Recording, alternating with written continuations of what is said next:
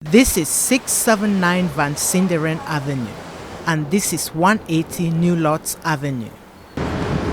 These two buildings will become the Van Sinderen Plaza. This new housing on these two lots, facing each other at the corner of Van Sinderen Avenue and New Lots Avenue, is built by McQuestion Development on undeveloped property previously owned by the city. Officials say it will provide low-income apartments for the people of East New York. We're very excited because they're nearing completion. They have already been put out for people to apply for the opportunity to be selected via a lottery for one of the apartments.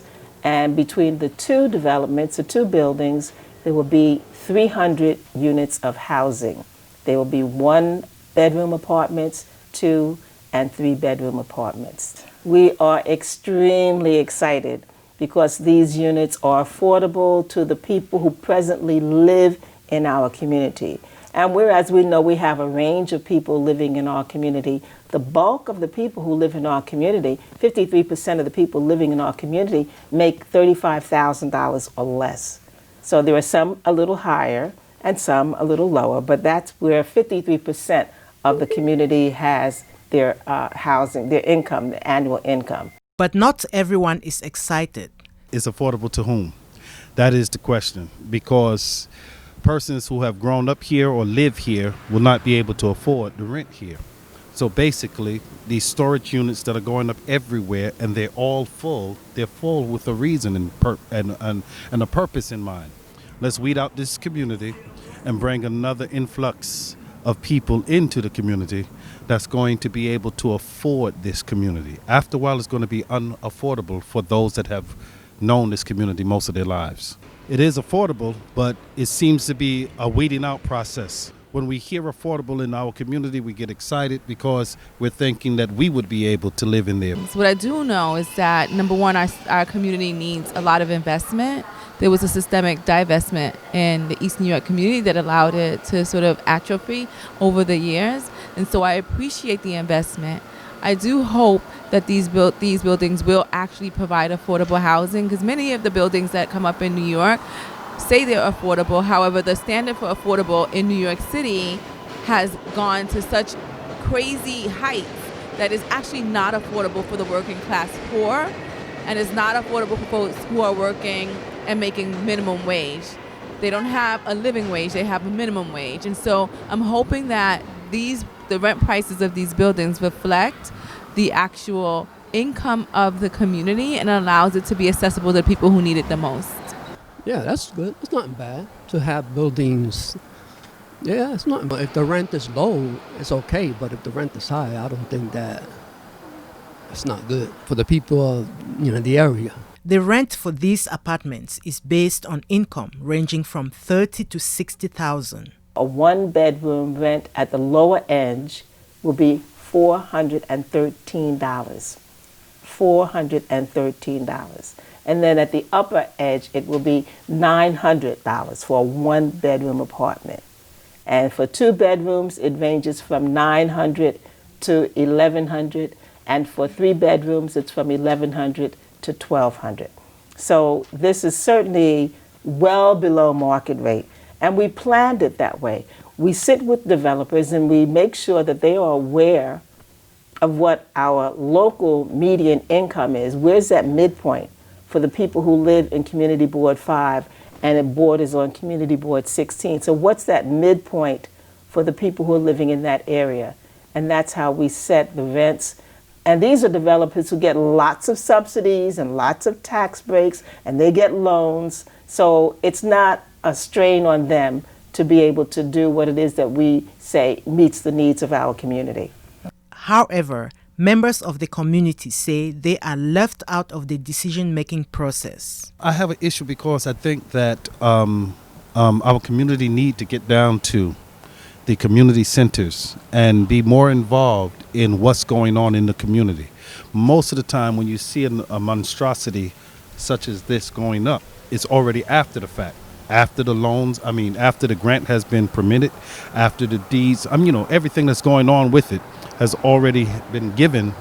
Then you look up and they're tearing up your community putting in affordable housing for someone else to afford. And I suggest that the community needs to be more involved with the process, because there are other communities that things just can't go up and then you see it and say something about it.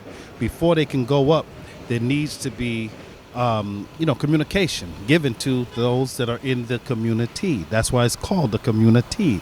But if the community is unaware of what's coming, then we're just recipients of what we get.